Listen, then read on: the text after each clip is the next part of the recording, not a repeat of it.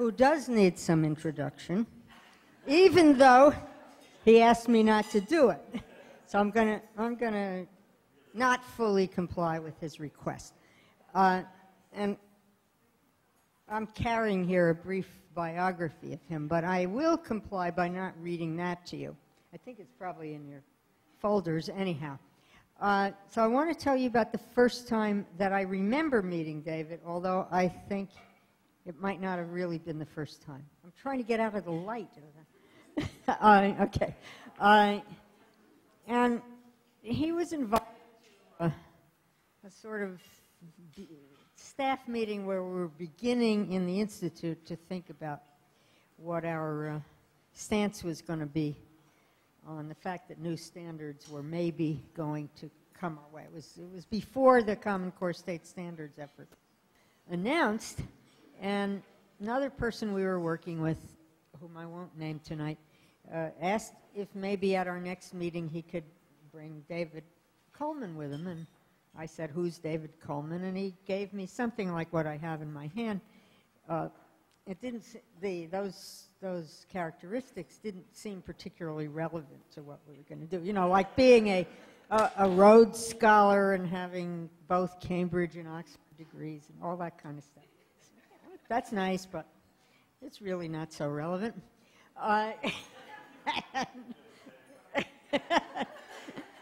But I sat up, and I remember being with Tony, who was there, when he handed out a list of 10, this was, you know, within moments of arrival from the airport, handed out a list of 10 proposed standards that at that moment, some of you probably have seen a variance of this list, at that moment seemed as reasonable as anything else for the new English standards that were going to be forthcoming. The first one said, "Read like a detective." That's it. That was standard number one. So powerful a one that it's driven out of my mind the other 9. But you have to imagine a bunch of Institute for Learning people and School of Education people, leaders in English education, I'm talking about Tony now, leaders in some kind of relationship between psychology and schooling, and most or some subset of our fellows, ones involved in English language arts. And we took a look at this, and my memory is there was a long moment of silence, right, Tony? Do you remember that too, David? And what I really want to say is that reading like a detective is part of our core standard. It's not there in words, but it informs. That was a kind of inventive way to put an idea on the table that established a standard very different from, I don't know what I can say, the boring ones that we grew up with and are used to, like what I put together in New Standards. You know, they were standards for English, but if anybody ever wrote that way in my books, they'd get pushed out. But Read Like a Detective would have made it into the books. And you can see, if you think about it for a minute, what that would mean. I'm not going to do it, but I'm tempted to ask you to turn to your neighbor and offer a let's do it. What do you think is the definition of what does read like a detective mean to you? Let's talk about it for a second.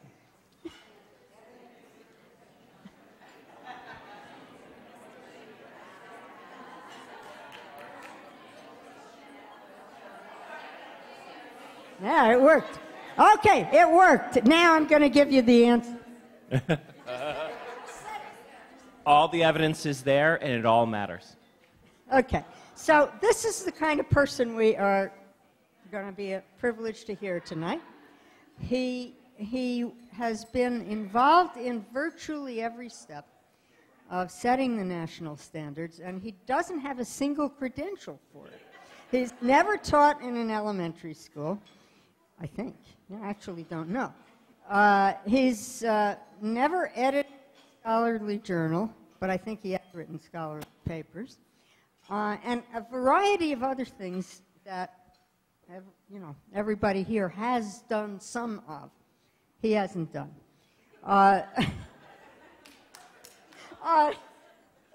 You told me you didn't want to do a standard.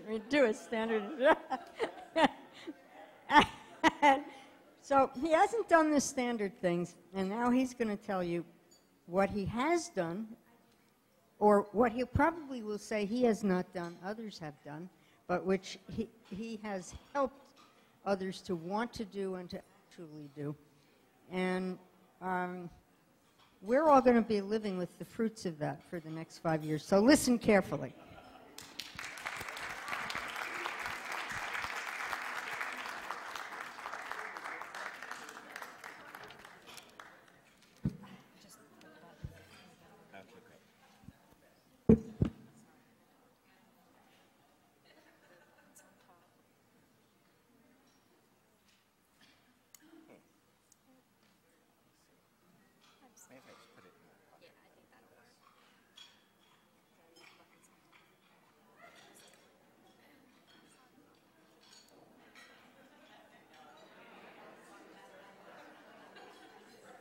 There you go.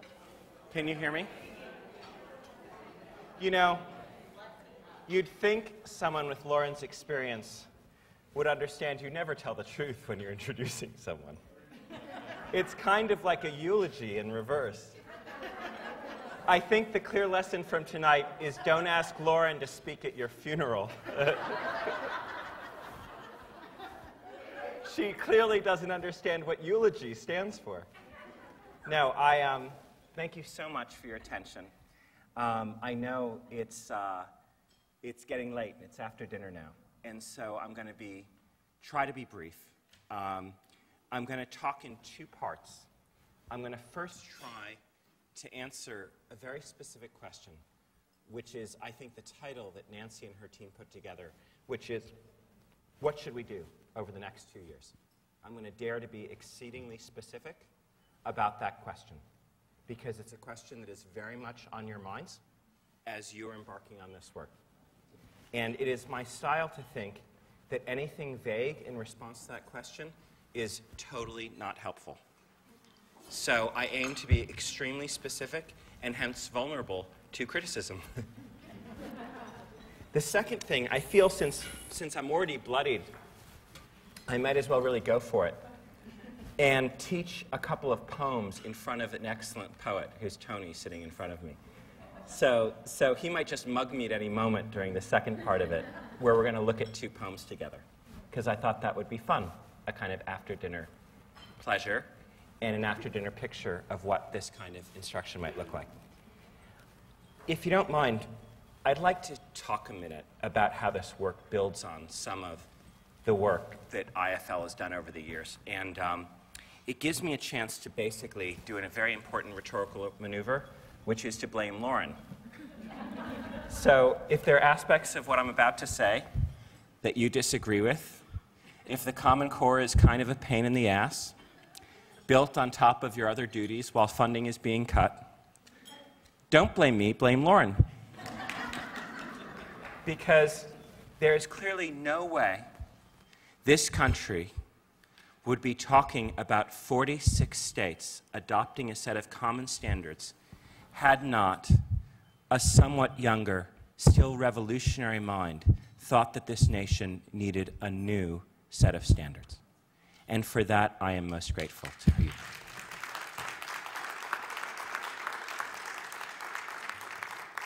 I've learned some other things with Lauren along the way. One of them is the kind of humility she talked about qualifications. I actually think it's really important to try to base what I'm about to say to you on evidence I share with you rather than on the sands of my qualifications. So if I ask you or talk to you about doing something, it should be evident that it makes sense to you to do, because I have no other authority. I will talk to you about the standards say, because you're looking to me to do that. But I also hope to talk to you about evidence we encountered along the way of developing that we found overwhelming and compelling. Enough so that we deemed it essential to act on for the safety and well-being of children. Lauren, though, has challenged me over the years with some more ideas, and some I want to put on the table for you.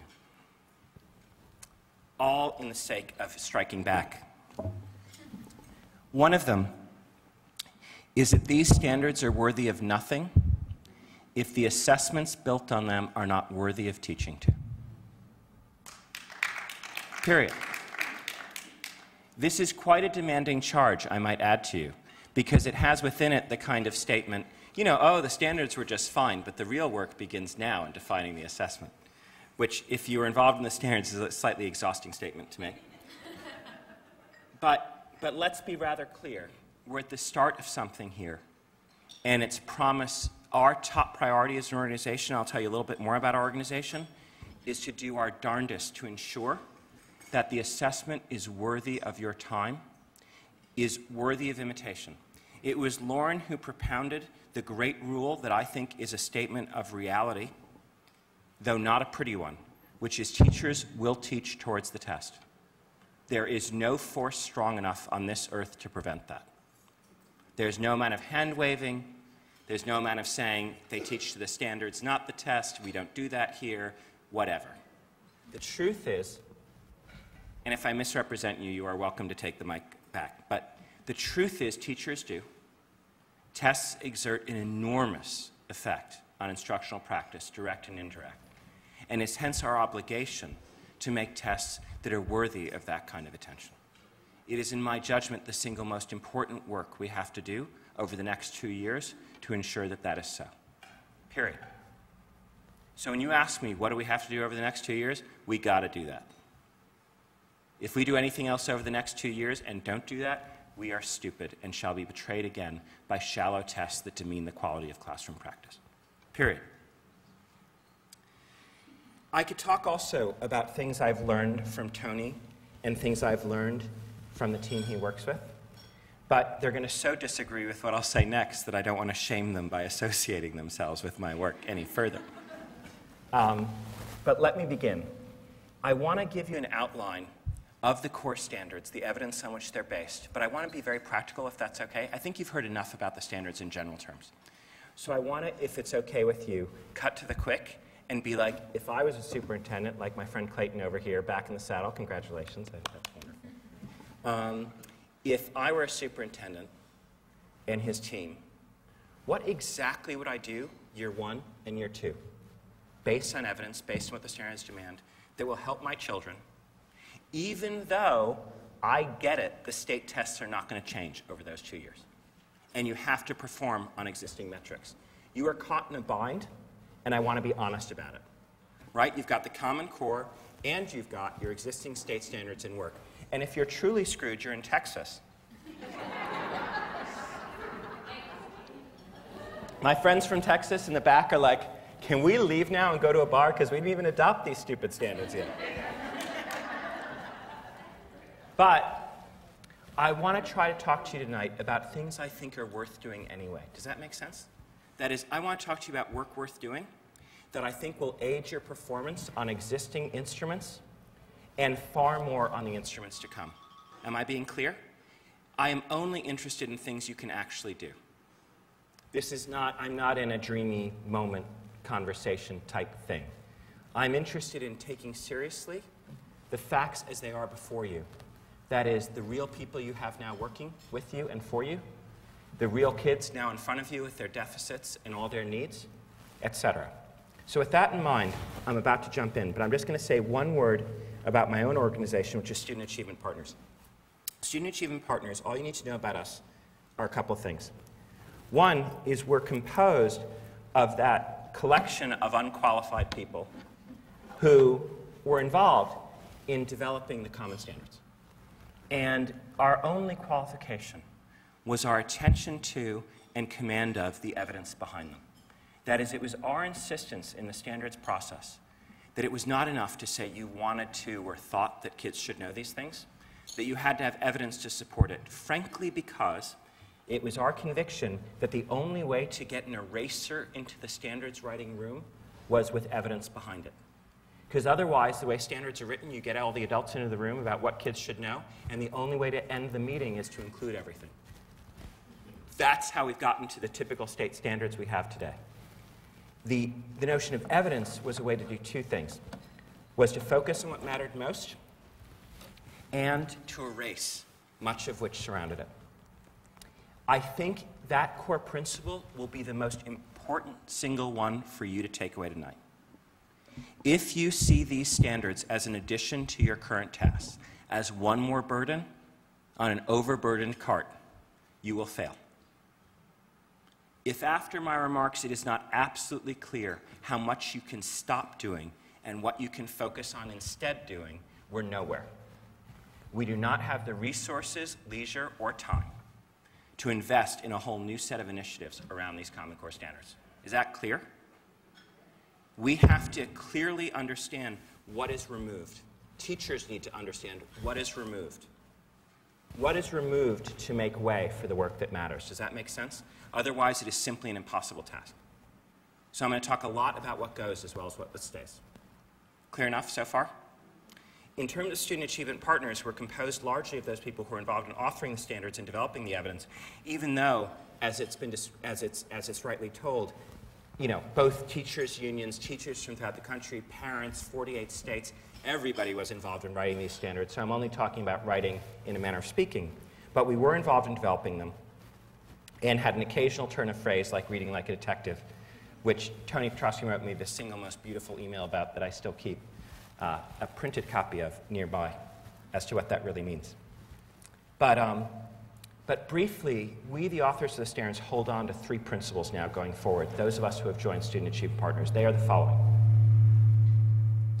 Always be overwhelmed by loud voices in back of you.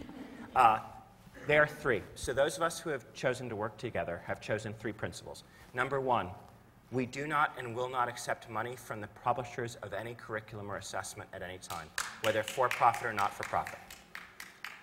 The second interesting one is we will not compete for any state or district RFPs. We adopt this second one because we believe in a vibrant market of other people competing for these things. Also, because we think that district and state RFPs tend to suck. We think that if states and districts are going to get better stuff, they have to rewrite the requests. Does that make sense? That if the RFPs are weak, so the vendor community reaction is weak. And it would be stupid if we were trying to write the RFPs and then compete for them. So when I talk to you tonight, it is, if any mistake I make intellectually or socially, is solely a result of our stupidity, but not a result of our avarice or desire for material gain. The third principle is we have no intellectual property of our own, which hopefully does not mean that we have no ideas. It does mean, however, that anything I share with you and anything we in the future share with you, exemplars, anything, you can take, reuse, make better, especially without attribution. Nothing bothers me more when it's like, copyright this, please say that. No, unnecessary. And after I'm done, you'll want to distance yourselves as much from me as possible, so that probably helps you. But I really mean it. So everything we develop and give is usable, reusable, changeable, without any cost or attribution. So those are our three principles. And now let's get to what do I mean tonight about what you should be doing over the next 2 years regarding the standards. Let's start with math and then do literacy. I'll probably spend a little more time on literacy because as weak as my qualifications are there, in math they are even more desperate in their lacking. In mathematics, the most shocking thing about the high-performing countries that are beating the pants off us in math, see, I think there's an image in this country about the East Asian countries and other high-performing countries in math. If we were all interviewed, I think we have a shared picture in private, which is this. They're working harder than we are.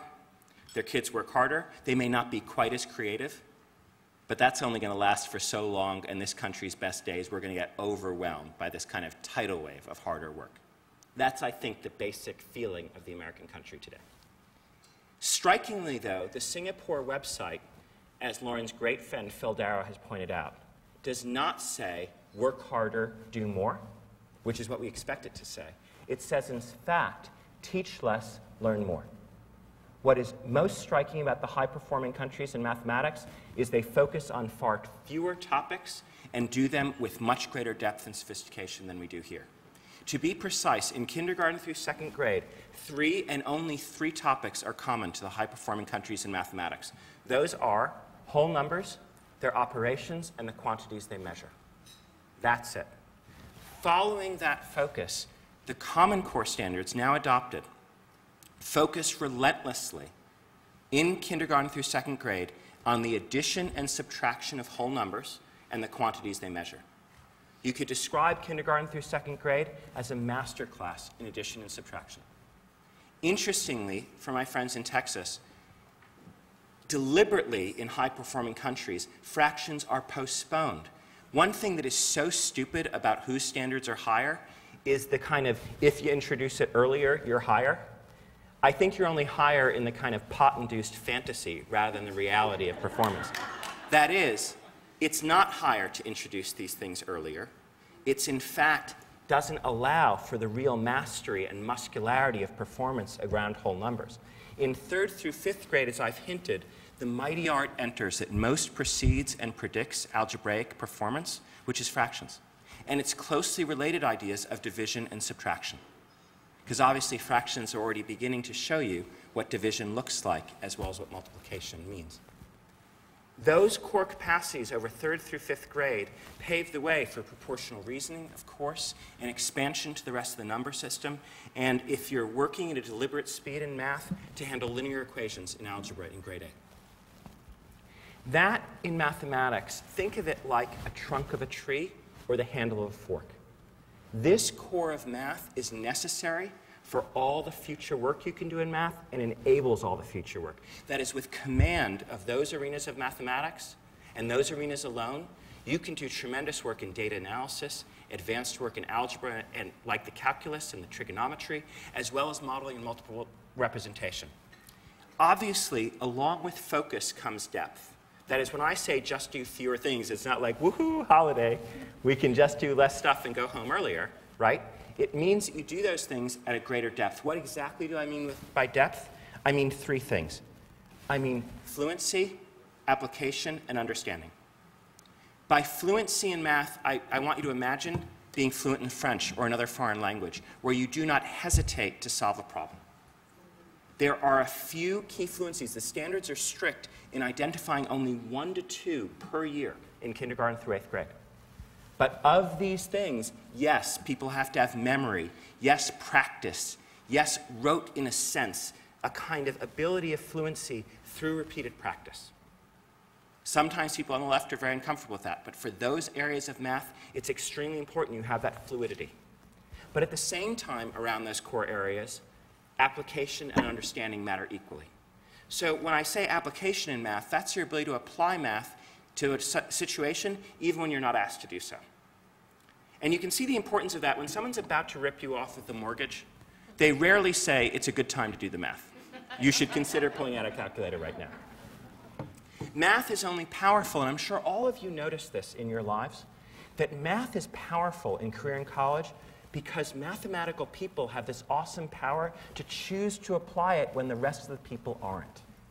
They see at a moment that a key ratio is operating that breaks the problem. It's not that someone handed them a problem and said, this is a ratio right now.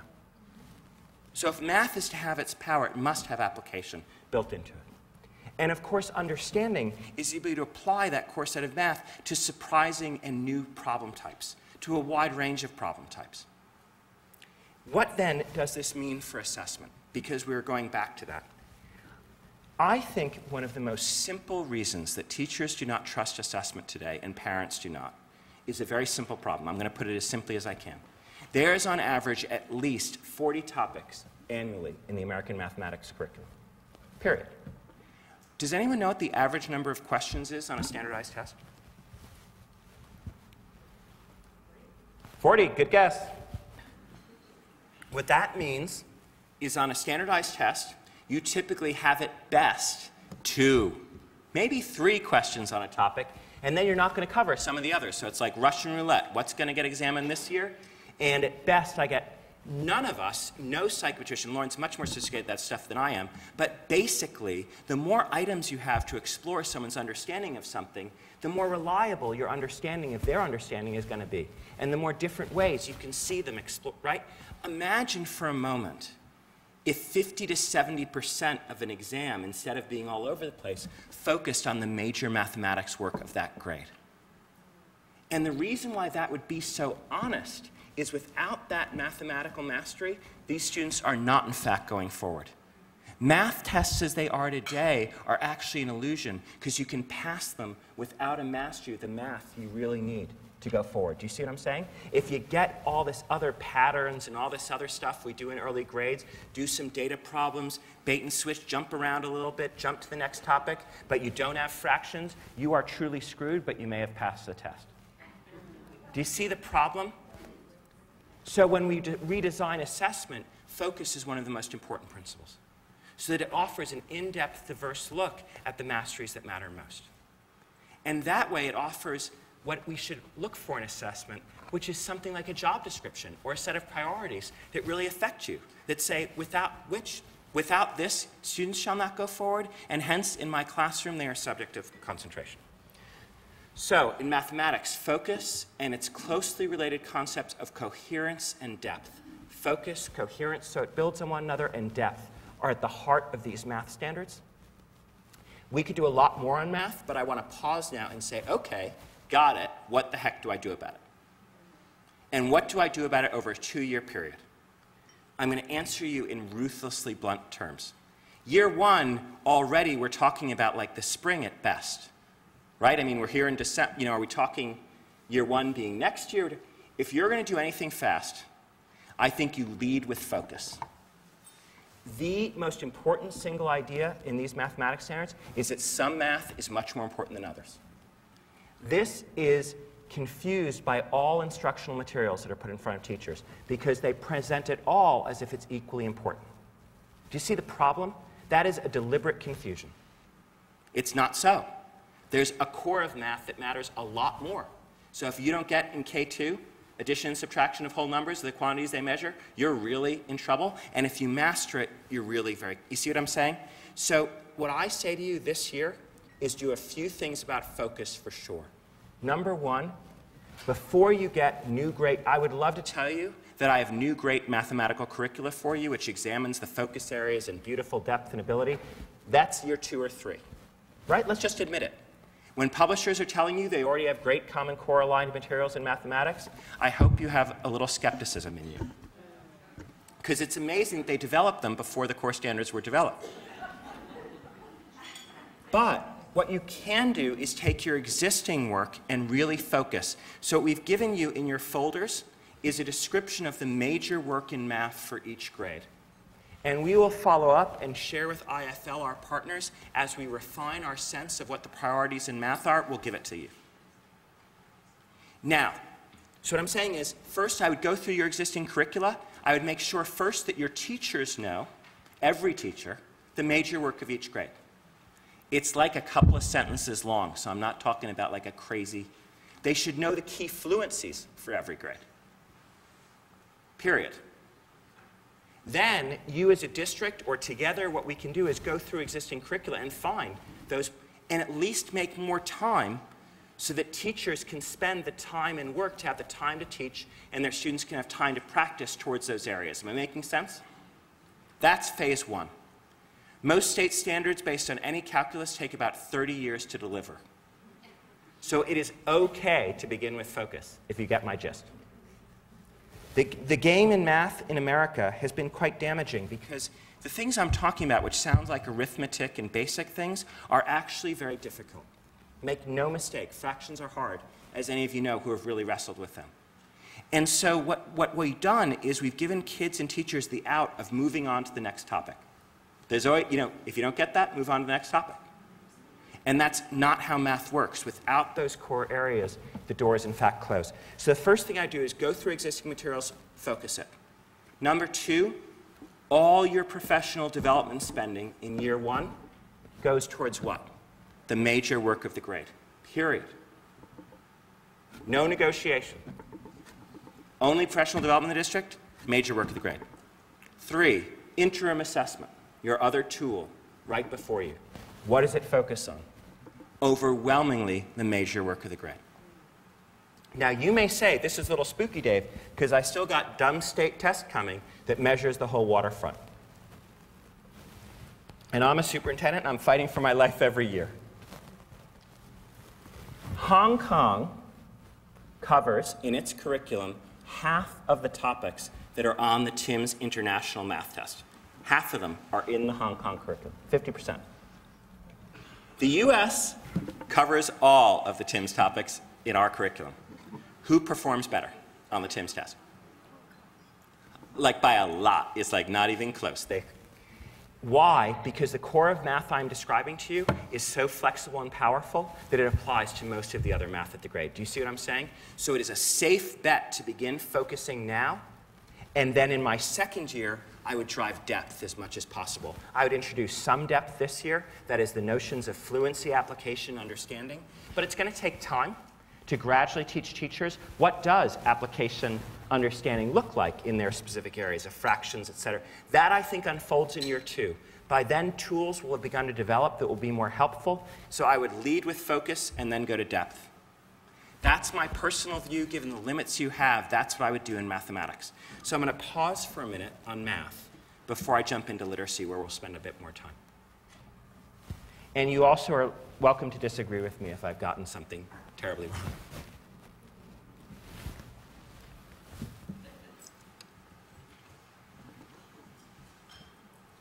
See, it's good. I got you late after some food. Any questions about mathematics for this year right now? Concerns?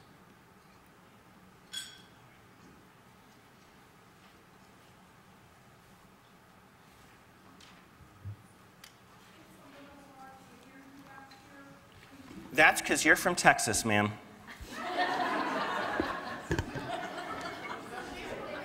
I know she's not. I was just trying to get another cheap shot in at Texas. This is a person from Pittsburgh, so let's I know. I was joking. I have a bad sense of humor. I will speak louder. I find that the softer I speak, the less people can argue with me. I will speak up.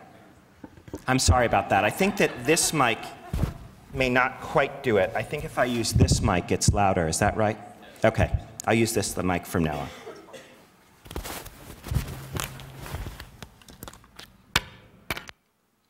Anything else?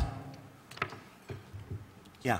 One of the things that struck me when you were describing year 1, and what I thought about is that it really will require teachers to be real experts in their subject matter. I'm going to repeat just in case people didn't hear because you didn't have the mic in front of you. She said that as I described year 1, teachers would have to be experts in their subject matter because they're really going to be spending more time on fewer things. I'm going to actually say the opposite just for fun. Year 1, your teachers are not expert yet. I'm assuming they've learned nothing more. I've just begun as a superintendent or leadership team to realign professional development around the focus areas, but it's just beginning to hit. I got kind of the same people I had before. I'm just being blunt. We haven't been able to make them experts yet. All we're doing year 1 is saying, take time with this stuff. Around this stuff, take time examining your students, work towards greater mastery, do this work and do it well. It's your absolute top priority. They are not yet stronger. Year 2, now that you've invested all your professional development, focused they've spent much more time with these materials, now you're ready to gradually make teachers more expert. And what's nice is, teacher expertise is easy to say, but harder to achieve, right? But at least you're achieving it around a more focused area. So at least now you've cleared the field and you're not saying be expert equally in everything in mathematics. You're saying be disproportionately expert at a few things that matter. So I think we have to look for teacher expertise as an investment in year 1 and beginning to deliver in year 2 and following, just in terms of being candid.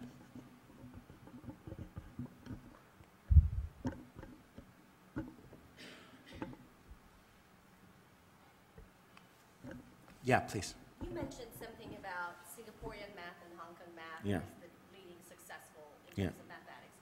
Do you say the same thing for Japanese mathematics as well? You know, there's some very interesting work on Japan, which I'm not expert, but around, you know, there's some wonderful research around kind of both actually separately done in Japan and some work actually in China, which are, of course, very different places, but a similar practice around elementary school teachers doing relatively deep learning work around these core areas of arithmetic that looks very promising. And a lot of people ask us about Singapore math, for example, because there is a product with that name. I'm not ready yet, nor will we likely ever as Student Achievement Partners kind of say, look at this, this is a good product, yet. We're letting the market unfold, and I think every product we've seen could use this focus and attempt. And I think that there's going to be some very interesting work over the next few years as math focuses on what matters to find what international examples are most lively.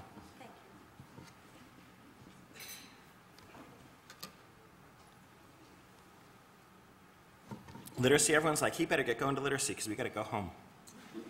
Okay, literacy. I'm sure all of you know the kind of haunting data that surrounds literacy in this country. I find the most haunting data the NAEP data in 8th grade reading performance, because if you look at 8th grade NAEP performance, it is a tabletop. It has been flat for about 40 years. During which time we have doubled or tripled educational expenditures. So in my personal judgment, we have hit a wall in later literacy. That is, we simply, despite all the work in early reading over the past few years, which has been debated as to its impact, but the most optimistic would argue has led to some growth in 4th grade reading and some greater command. 8th grade reading scores have remained absolutely flat. And I don't think I need to argue with you or discuss with you how devastating that is, because if a student can't read past the 8th grade level, they're obviously doomed in terms of career and college readiness and all we hope for them. So I want you to look at the core standards for a moment as a battering ram, as an engine to take down that wall. That was our core design principle in thinking about them. So how do they attempt to do that? And then I'm going to talk to you about some of their limits, what they haven't fixed, and some more depths, and then I want to again talk about the 2 or 3 things you can do about it this year and next year. So in the core standards, the first major shift in instruction is a focus on reading to build knowledge in both elementary school and after it. So what's most shocking about elementary school in this country for many people is overwhelmingly what students read in K-5 today is stories. There is data that only 7 to 15% of what students now read during elementary school is informational text. Informational text is not a beautiful word, like reading like a detective, for example. But informational text in this case has a lot of beauty in it because it includes reading about science, history, the arts. It is everything that is non-literary in that sense. Everything. Now, of course, literature has its own knowledge, and through the contributions of Massachusetts and other states, I love the K-5 literature standards and think they explore carefully the structure of stories and of mythology and poetry and drama in a wonderful way. But that is not enough. The data is overwhelming that from kids from various backgrounds especially, that the knowledge that they gain in kindergarten through 5th grade, as well as including pre-K, by the way, the knowledge that attends on them, including the vocabulary closely related to them, is absolutely essential for reading more complex text going forward. So the big shift in the Common Core Standards is it demands that 50% of the work of elementary schools is based on informational text, on learning about the world. And when you look at the kind of unintended consequences of standards and assessments, what happened, as you know, is we only tested reading and writing in the elementary school, or reading and math, to be precise. And since then, reading only was reading literature, everyone expanded the literacy blocks, right? So in other words, how many people in this room have extended literacy blocks to ensure their students read at a young age? Most, right? If during that time they're reading mostly literature, or overwhelmingly so, what have you done? You've, by extending the literacy portion, banished history and science from the elementary school.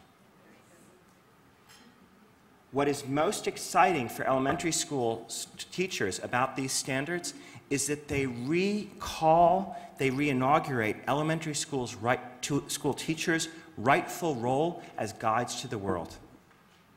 It is a change in their job description to say it is right and just that you bring your students into a world of knowledge during the years they are in your care. And it is crucial that they do so, that that knowledge is built in a coherent way within grades as well as across grades. And there's an example of this in the standards in the text on the human body in a sample succession of texts. That extends through later grades in the fact that these standards are not only standards for English language arts, but standards also for literacy in history and social studies, as well as science and technical subjects. And that's an area where IFL has been a voice, you could say in the wilderness if you had a biblical cast of mind, for quite many years. It's not like this is a new idea to this crowd that we should read and write across the curriculum, but this is the first body of academic standards. It makes it a requirement equally for students and teachers. I am sick of people, to be rather frank with you, who tell me that our teachers don't want to teach this because our kids have to be able to do it, period, for their success. And what's interesting about the standards is rather than saying to social studies and history teachers that they should become reading teachers, which I think is a losing game, it says instead they must enable their students to evaluate and analyze primary and secondary sources. Science teachers must not become literary teachers. What they must become is teachers who enable their students to read primary sources of the sort of direct experimental results, as well as reference documents to build their knowledge of science. But what is not allowed is a content teacher to think that if they just tell their students enough content and their students have no independent capacity to analyze and build that content knowledge, that they are a success. Clear? So the second principle behind building knowledge is that content area teachers are absolutely responsible for the academic literacy of their students. I think this is particularly important for you in middle school. If you do not get your middle school teachers on board with getting their students truly ready to read increasingly more complex scientific and historical text, you are doomed to failure. I'm just kind of telling you. I think the data is rather clear. When students reach high school without those capacities, there's almost no high school we've invented that can repair the harm. So we got to do it, okay? So in terms of year one plans, that will figure prominently. The second shift in reading is reading and writing based on evidence. And Lauren beautifully described the notion of reading based on evidence. That is, reading like a detective. The respect and reverence that demands that the text is the first source of evidence. What we found striking is we looked at instruction, actually, and I don't mean this just because of my joking tonight, we looked at it in 2 states. We tried to pick 2 states that were similar as possible. So we picked Vermont and Texas. And what we found was in those 2 states, there was a remarkable similarity, which is that upwards of 80% of the questions that students were asked when talking about a text were answerable without direct reference to the text in front of you. That is, they were about it. You know, like what it connected to, what it made you think about, big questions, small questions, all sorts of questions, but not questions that required you to demonstrate an evidentiary command of the text, which is essential in job-related reading, but also college-related reading. So there's a big gap. In writing, the most popular forms of writing today in the American high school are overwhelmingly, besides texting, which is not for credit, are overwhelmingly a narrative of either your personal opinions or what you think. What you feel or what you've experienced. So a narrative either of your experience or your opinions. And assessments, to Lauren's point, follow this pattern. So if you look at the NAEP or the MCAS, there are all these weird questions on tests. Describe your favorite day. I'm not making this up. Who are your heroes? Are they like athletes, or are they supermodels or sports stars? Tell us and why. What do you think of honor? Supermodels I made up. That's just my own obsession. You know, garbage disposal, school uniforms, you know all this stuff. Honor, right? We are saying no, that is not college and career-ready writing.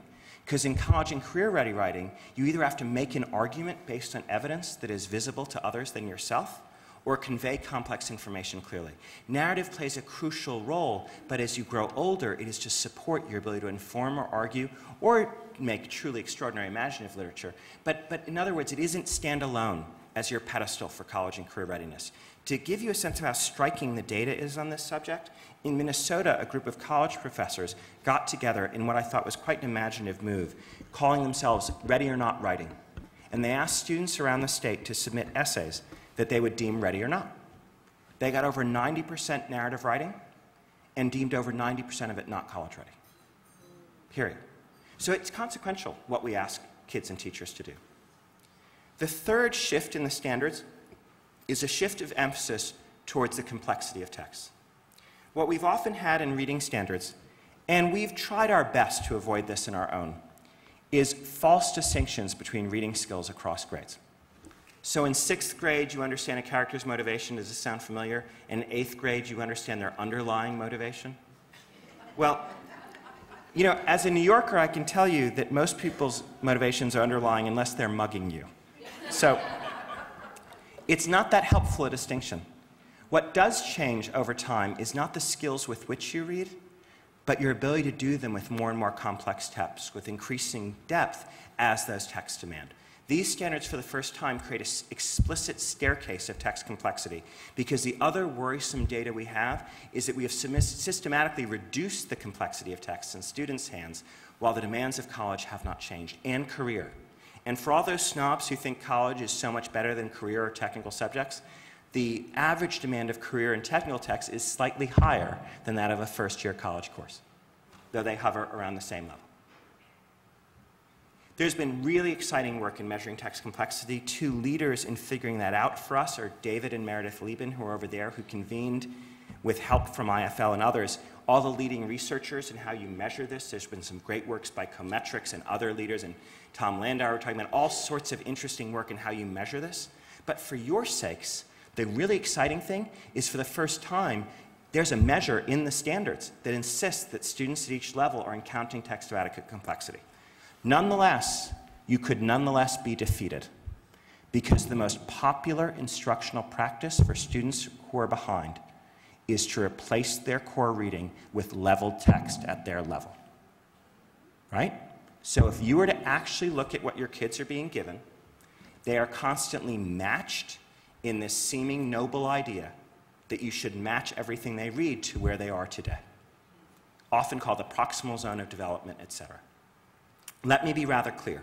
Leveled readers and reading at your own level has a crucial role to play for kids in terms of their vocabulary growth, their love of reading, and has a very important role. So I'm not saying kind of just get rid of it, but what I am saying is the core of instruction, if we want kids to catch up, has to be the deliberate study of sufficiently complex text. Again and again, we cannot exclude students from that and expect them to magically catch up. That's a scaffolded environment, do you get me? Where their frustration, they are expected to be frustrated. That frustration is managed as part of the classroom community, and they engage repeatedly in dealing with things that are more difficult than they can handle.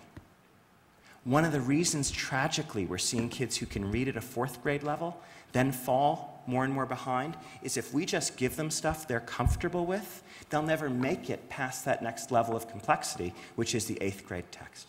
Am I making sense? So what schooling has to become is the deliberate encounter of sufficiently complex text. Where level text plays an independent role, there's also intervention and other support. And of course, there's the attendant vocabulary of complex text, which involves, as you know, not just domain-specific vocabulary like cell wall or amoeba, but the kinds of words that are prevalent in all complex texts, like the word prevalent itself, or hypothesis or consequence. These words are often not helpfully highlighted or in bold on the right side of a page as you're reading, and if teachers don't pay attention to teaching them, they're an invisible wall which prevents students from reading anything of sufficient complexity. Those are the 3 rough changes, the rough shifts. By focusing on those, I don't mean to exclude several other critical parts of reading instruction, so let me just clarify that. In K2 in particular, and going forward for kids who need it, a strong dose of foundational skills for those students who need it is absolutely essential, and those skills are outlined with care in the core standards. So I didn't mean to say we can leave that stuff out all of a sudden. That systematic instruction remains essential, particularly for students who are behind or don't get reading immediately. Practice in fluency remains essential and will be more demanding as students are reading more complex text. Vocabulary, as you can sense from what I'm talking about, built through reading and developing knowledge from the earliest grades, is a constant obsession of reading instruction. And when I talk to you soon about reading something carefully, you'll notice there's a constant attention to syntax, to the structure of language in everything you're doing. So, given what I've said about literacy, what would I do about it? I'm going to give you a few quick things to do. Number one, and the biggest for year one, is to build a culture of citing evidence in the classroom when you write and speak about text, period. That is, when students say something about a text, dare I say, they might be accountable for their talk and refer to the evidence on which their statements are made. You'll find this accountability is also a check on the teachers. Do you see it works both ways? If teachers are constantly asking, where's the evidence in the text for your answer? It's harder to ask a question which doesn't require evidence in the text. So do you see it's like an interesting, it's like cool, it works both ways, right? It works in science, it works in history, it works in social studies. So I would do a campaign around evidence-supported answers in your districts this year, period. Does that make sense? I mean it as the simplest of fundamental shifts. Honoring evidence. Other things I would do this year. So one is the focus on evidence. So I would look for 20%. We said today, I would love you to do your own survey. So walk around to classrooms and see what percentage of classes have text-dependent questions when they study a piece of literature, history, science, where kids need to read the text in front of them to answer. My aim is to get to 80%, and I would expect that you will be in 20 to 30 if you're lucky. So that's a year one shift. The second shift, of course, is the text students are reading.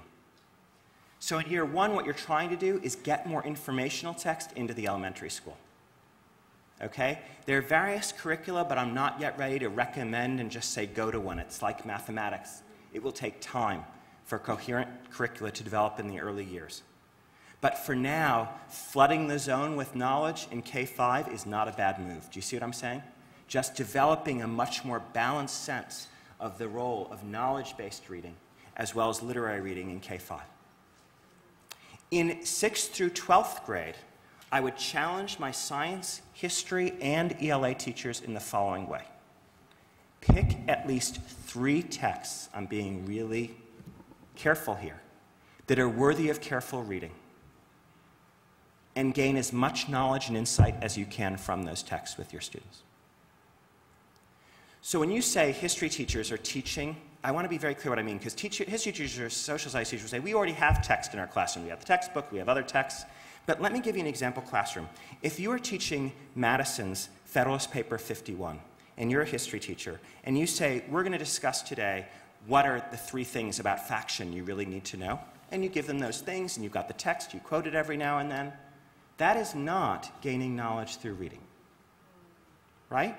Because you can talk a lot about faction. We all got a lot of faction.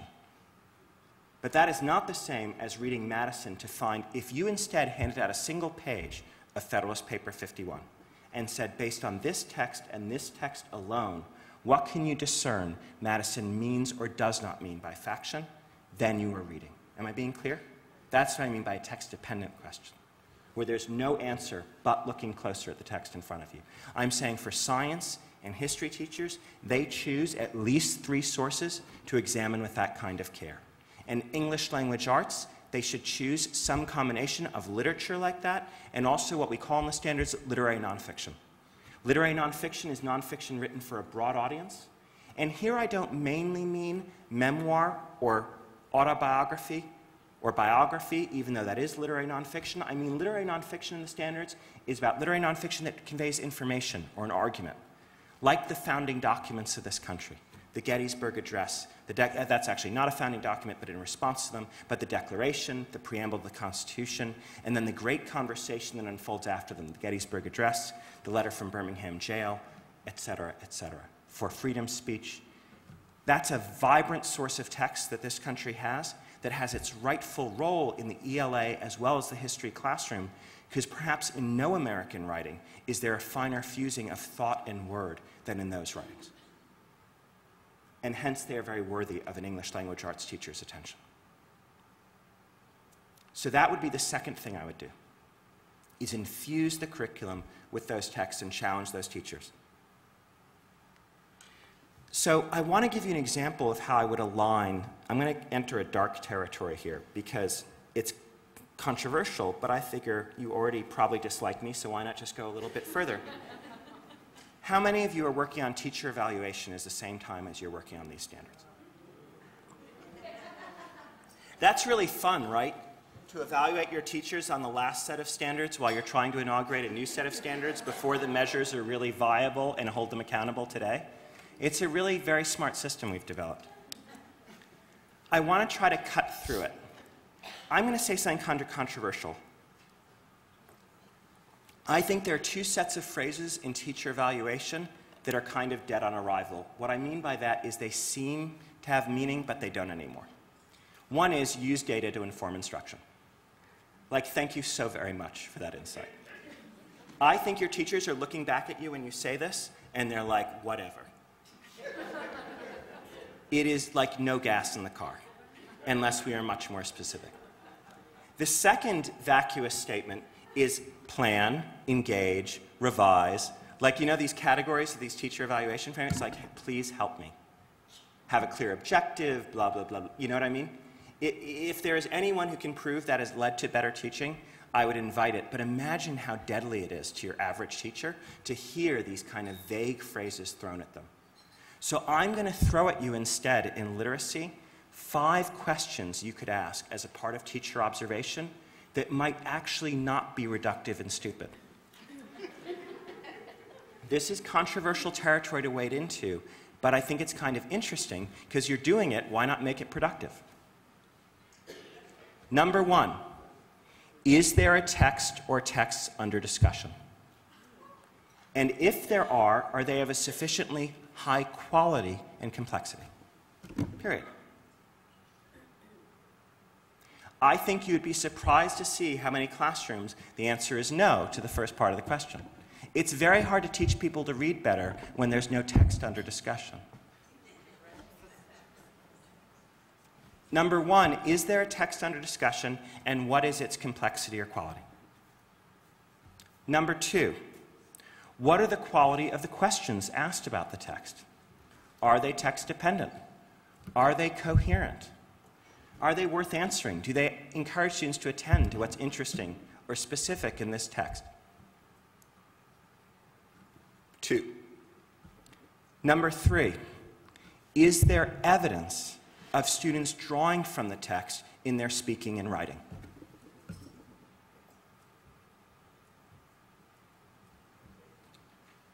Number 4, how diverse a set of students is that evidence available? That is there evidence not just some, but all students are speaking and writing using evidence from the text? And don't only look at, please, who you see talking in a classroom or their apparent engagement, because when you teach like this, really focused on evidence within a text, there are moments of highly productive frustration and silence, where a student might be rethinking and wondering and highly engaged, but keeping their mouth shut. But you do want to see it emerge in their writing, of course, if they're not speaking in it. Number 5, what is the quality of teacher feedback, of the feedback students receive on that work that we've gathered, and its growth? To me, that is a much more exciting set of criteria to engage with a literacy teacher about than did you have a plan? How are your objectives? Were your students engaged? Who can determine these things? The things I just described to you are countable. That is, in the best meaning of accountable, they are literally things you can count. And so I'd ask you to think about literacy in this way. While literacy seems like the most mysterious and vague and kind of touchy-feely of our disciplines, I think it can be much improved by daring to count within literacy and by daring to observe the accumulation of these kinds of facts. Does that make sense as a beginning? In the second year of literacy, what I'm hoping is that we will have developed, and others together with us, a much finer set of exemplars for your teachers to use. We are already open source publishing a set of exemplars of looking at fewer texts more carefully. Just like in math, there's a real slowdown in literacy. If you're going to work on more complex texts, you have to slow down. Our model of the Gettysburg Address recommends 3 to 5 days of instruction on those 3 short paragraphs. On the letter from Birmingham jail, at least 2 weeks to carefully analyze that remarkable argument and its shape. That's before you go on to additional sources and making comparisons and synthetic moves. I'm reminded by my friend Tony, this is part of instruction, these exemplars. They're not showing the whole range of it. But part of the work has to shift to reading short things worthy of rereading with care to build a culture of this kind of re-examination. Am I making sense? So you should see teachers beginning to do that work. It is near time for us to conclude. I had another kind of treat, but I'm kind of saved by not having to do with it. But I'm going to outline it for you, which is I had 2 poems to share, which are One Art by Elizabeth Bishop and Do Not Go Gentle Into That Good Night by Dylan Thomas. And for those of you who want to talk about them, I advise, and Matt, where'd you put that? Did I was gonna. I have some. What are you looking for? Do you have them? You have the documents, but We I have have something them. even better. It's under your chair. What? Is it under my chair? Oh, thank you. So rather than doing what I was going to do, I'll tell you a little bit what I was going to do. Which is that how many people in this very educated audience who have so much more qualifications than I do, how many of you know the derivation of the word symposium?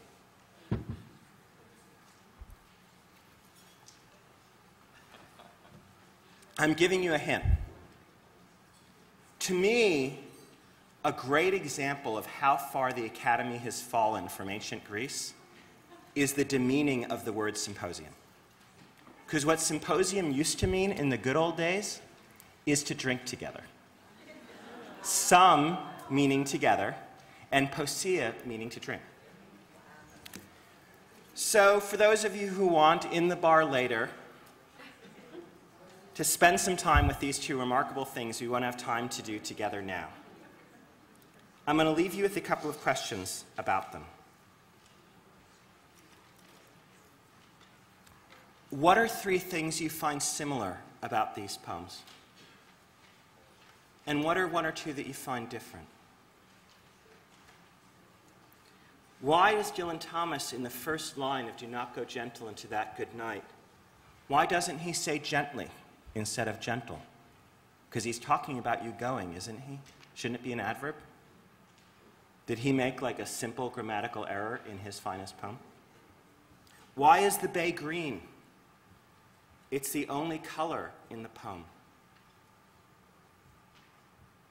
What's the difference in tone between these 2 poems? How do they address their obvious shared topic of loss in very different tones? What does Elizabeth Bishop mean by her joking voice? There's so much to talk about that we don't have time to. And I'm going to allow you to escape. But I hope, as you walked into classrooms, embracing the core, you'd begin to see teachers and students addressing questions of that humility and intensity about texts that matter. And with that, good night. Thank you. David, will you take I can't take this on the plane, so for anyone who wants some bourbon, it is here for you. David, will you entertain a question if there's one on the Of floor? course. Okay. Any burning questions before we close? Oh, come on. Yes, sir. This is Prince George's County. The much forgotten district. So I actually had a question for you in June, but I've since answered it. Okay. But I wanted to share the insight. I heard you do Gettysburg Address. Yeah. And you dove right into it. And my question was going to be in unit planning. Yeah. What is the scaffolding to get to Gettysburg Address? But I had the opportunity to work with a class and I answered the question. You don't need the scaffolding.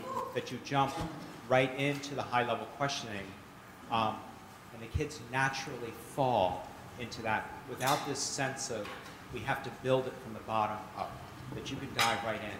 So thanks for not very answering my moved by question that. back in June. Yeah. Thanks a lot, David. I'll just say a word about that. This is a very contentious and complicated issue, which is the question of how much prefatory work do you need to do. And I provocatively, in the one moment I had at the end, threw these two poems at you without a short biography of Elizabeth or Dylan Thomas, and without much about these poems. Because to introduce them is to speak first. And in my view, most authors lavish a great deal of time on the way they begin. And I am hesitant to interfere with their attempt to set the table. And what the gentleman just described is a very difficult test, the Gettysburg Address. We've refrained thus far from offering the obvious contextual background you could to let students first experience its words and worry about them and wrestle with them. And that requires that you suffer some frustration and disorientation. And the question is, do we want to insulate students from that or practice them in it? Because I think good readers experience this constantly and wrestle with it, and then gradually, as they get the most they can from a text, do turn to other sources, etc.